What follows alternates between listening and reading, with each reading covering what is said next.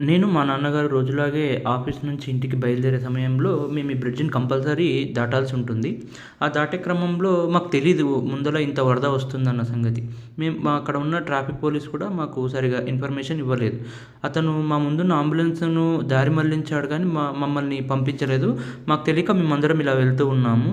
ఇలా వెళ్తున్న సమయంలో మేము చావు దాకా వెళ్ళాము అంటే ఎవరు నమ్మరు. ఆ బ్రిడ్జ్ చివర్లో వాటరు ఫ్లో ఎక్కువైపోయి అక్కడ బ్రిడ్జ్ ఎండింగ్‌లో ఉన్న గ్యాప్‌లోంచి వాటరు ఇంకొక పక్కకు వెళ్ళడానికి ప్రయత్నిస్తున్నాయి ఆ వాటరు.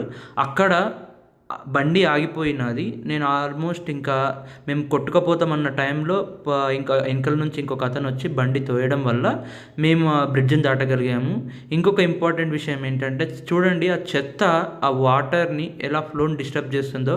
ఆ గ్రిల్ తెగిపోతే ఇంకా మొత్తం అక్కడ బండ్లు ఆగిపోతాయి. మొత్తం చాలా ఇబ్బంది అయిపోతుండే. మేము ఈరోజు నిజంగా దేవుడి దయ వల్ల తప్పించుకున్నాం.